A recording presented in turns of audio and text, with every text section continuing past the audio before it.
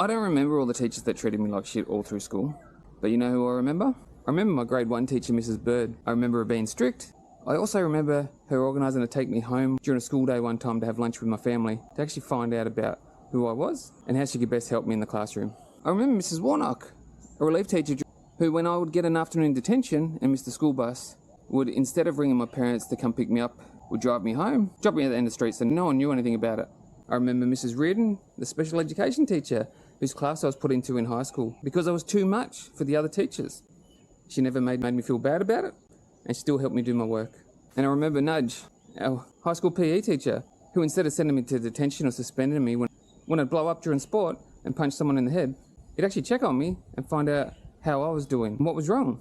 And I remember Mrs. Edwards, even though I gave hell all through high school, would still make sure she rang home to let my parents know all the good stuff I'd done, rather about how I mucked up again.